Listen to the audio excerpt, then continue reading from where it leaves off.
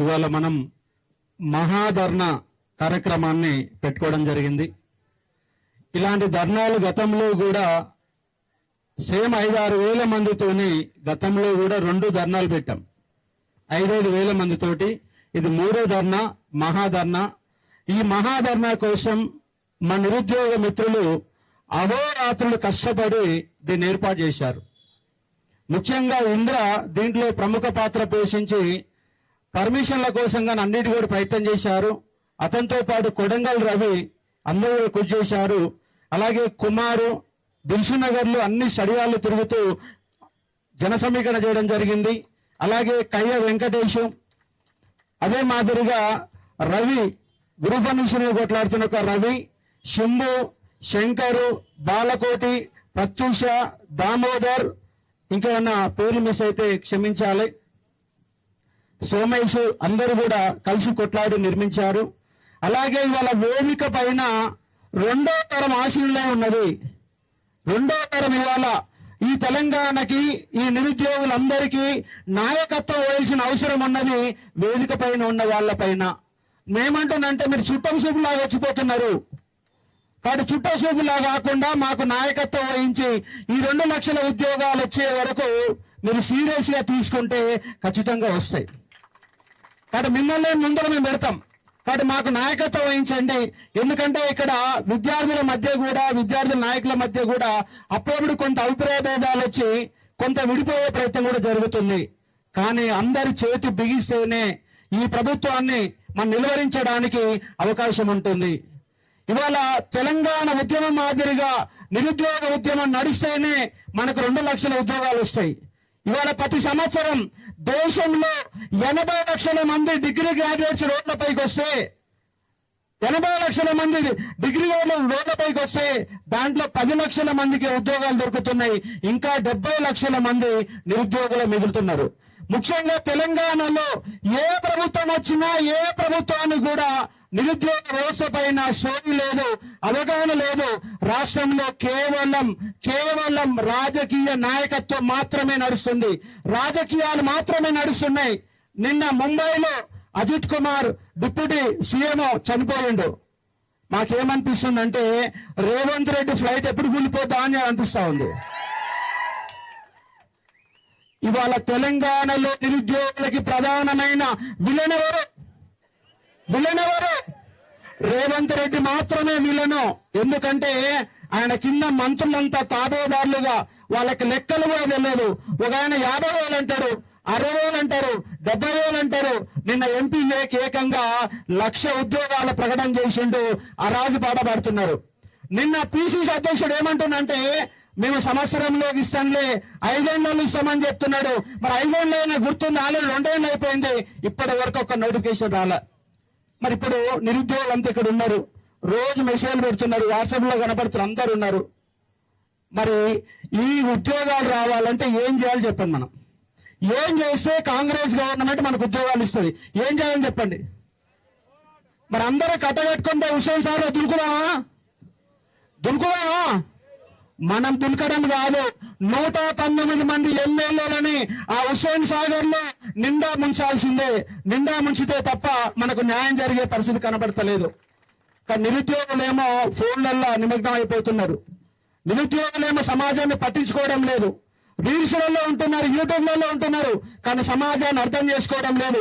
Degree పూర్తయిన తర్వాత మనం ఏం చేస్తున్నాం అంటే మనం ఏమీ చేయట్లేదు, మనంగానే ఉంటున్నాం, ఫోన్లలో మునిగిపోతున్నాం. సమాజాన్ని చదవండి, ఏటీఆర్ కాలం చదవండి. తొలి వెలుగు రగన్న యొక్క న్యూస్, మార్నింగ్ న్యూస్ ఖచ్చితంగా వినే ప్రయత్నం నేను. ఎందుకంటే ఆయన ప్రతిరోజు ఒక సమస్యని మన ముందు తీసుకొచ్చే ప్రయత్నం చేస్తున్నాడు. జాగ్రత్త సీజన్ బీసీ ఉద్యమాల కోసం కొట్లాడుతున్నాడు. పృథ్వీ అన్న పన్నులు 90 నుంచి కొట్లాడుతున్నాడు. 2001 నుంచి పృథ్వీ అన్న విఠలన్న చూస్తా ఉన్నాను. ప్రభాకర్ చౌదరి ఇద్దరం కలిసి గత టిఆర్ఎస్ గవర్నమెంట్ లో నిలిచి ఒక ప్రయత్నం చేసినాం. ప్రసన్న హరికృష్ణ అన్న మొన్న దాదాపుగా దగ్గరలోకి గెలవడానికి దగ్గర దానికి వచ్చి పోయాడు. ఇవాళ సభ జరుగుతుందంటే అది ఆయన సెలవులు ఇవాళ. ఎందుకంటే మొత్తం ఈ యొక్క బాధ్యతను మొత్తం కూడా తీసుకునేవారంటే ప్రసన్న హరికృష్ణ అన్ననే. ఆయన వెనక ఉంటాడు, కనపడాడు, కానీ వ్యవస్థను మొత్తం కూడా నడిపిస్తాడు. కాబట్టి అర్థం చేసుకోవచ్చు. ఇక్కడ నందు సార్ ఉన్నారు, అలాగే మన రఫీ సార్ ఉన్నారు, గుజ్జ సత్యనారాయణ అందరూ కూడా ఉన్నారు. కానీ వీళ్ళందరూ కూడా రాబోయే తరానికి నాయకత్వం వహించండి. ఇలాంటి మీటింగులే కాదు, ప్రతి మీటింగులలో మా నిరుద్యోగ సమస్య గురించి మీరు మాట్లాడాలా. మీ సమస్యలు మీకు ఉండొచ్చు, మీ బీసీ వాళ్ళు మీకు ఉండొచ్చు, మీ వేరే వేదికలు పంచుకోవచ్చు, కానీ నిరుద్యోగుల గురించి మాట్లాడాలా. ఎందుకంటే ఇది రాబోయే తరం మొత్తం నాశనం అయిపోతున్నది. నేనేమంటున్నానంటే కేవలం 2 లక్షల ఉద్యోగాలు ఇస్తే ఈ నిరుద్యోగ సమస్య పరిష్కారం కాదు. తెలంగాణ పబ్లిక్ సర్వీస్ కమిషన్ దగ్గర 31,56,000 మంది తెలంగాణ పబ్లిక్ సర్వీస్ దగ్గర పేరు నమోదు చేసుకున్న వాళ్ళు 31,56,000 మంది. దాంట్లో 2 లక్షల మందికి ఇస్తే ఇంకా 29 లక్షల మంది ఉన్నారు. ఉమ్మడి జిల్లాలలో 10 జిల్లాలలో ఖచ్చితంగా స్కిల్ డెవలప్మెంట్ ప్రోగ్రామ్ పెట్టాలా, వాళ్ళకి ఇంగ్లీష్ నేర్పించాలా. హైదరాబాద్ మొత్తం నాన్ లోకల్ కబ్జాలో ఉంది. ఆ కబ్జాలో ఉన్న ఉద్యోగాలను వినిపించాలంటే తెలంగాణ బిడ్డలందరూ కూడా స్కిల్స్ నేర్పిస్తే హైదరాబాద్ లో ఉన్న ప్రతి ఉద్యోగం మనకు దక్కడానికి అవకాశం ఉంది. మనలో లోపం ఉంది, ప్రభుత్వాల లోపం ఉంది. ఏ గవర్నమెంట్ వచ్చినా 75% ప్రైవేట్ రంగంలో స్థానిక ఉద్యోగాలు ఇస్తామని చెప్తున్నారు, కానీ ఏ ఒక్క గవర్నమెంట్ కూడా అమలు చేయడం లేదు. హామీలు మాత్రమే ఇస్తున్నారు. వీళ్ళు ఇయర్ క్యాలెండర్ ఇస్తామని చెప్పినారు, అలాగే మేనిఫెస్టో తయారు చేశారు, ఒక్కడు కూడా అమలు అయిందంటే ఇంతవరకు ఒక్కడు కూడా అమలు కాని ఒక పరిస్థితి. అమలు కావాలంటే ఏం చేయాలంటే ఒకటే మనకు శరణ్యం. రాష్ట్ర వ్యాప్తంగా ఎంతమంది విద్యార్థులు ఉన్నారో అంతమంది ఆమరణ నిరాదీక్షలు చేయడమా, లేదంటే రోడ్డు ఎక్కడమా. 1 లక్ష మంది రోడ్డు ఎక్కితే ఖచ్చితంగా గవర్నమెంట్ భయపడుతుంది. కానీ మనం ఎప్పుడు చూసినా 5,000 మంది 10,000 మంది వరకే పరిమితమైన 3,000 మంది తెలంగాణ పబ్లిక్ సర్వీస్ కి ముట్టడి చేస్తే టీఆర్ఎస్ గవర్నమెంట్ కూలిపోయినది. మరి ఈ గవర్నమెంట్ ని కూల్చారనా, ప్రభుత్వ ఉద్యోగాలు ఇస్తారా ఇయ్యరా, మెడబెట్టుకొని గొంతు పెట్టుకొని వాళ్ళని చంపే ప్రయత్నం చేస్తేనే మనకు ఉద్యోగాలు వస్తాయి.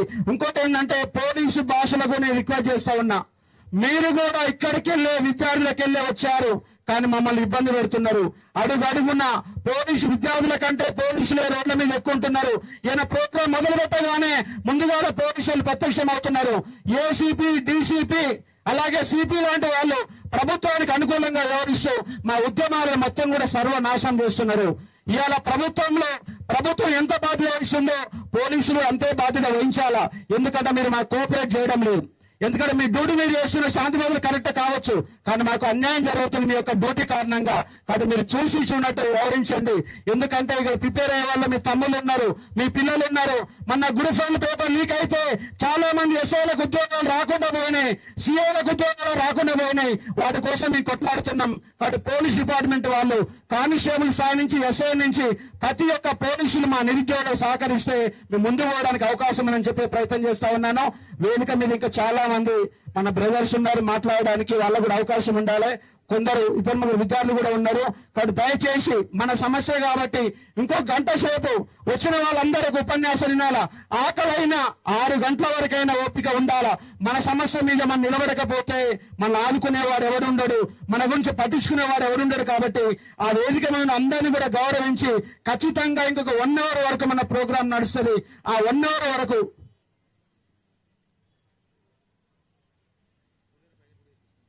పులిహోర ప్యాకెట్లు కూడా వస్తూ ఉన్నాయి. కాబట్టి అవి తీసుకొని అయిపోయే వరకు ఒక్కరు కూడా ఇక్కడి నుంచి పోకుండా మన ప్రోగ్రామ్ సక్సెస్ చేసుకొని ముందుకు పోదామని చెప్పి ఒక ప్రయత్నం చేస్తా ఉన్నాను.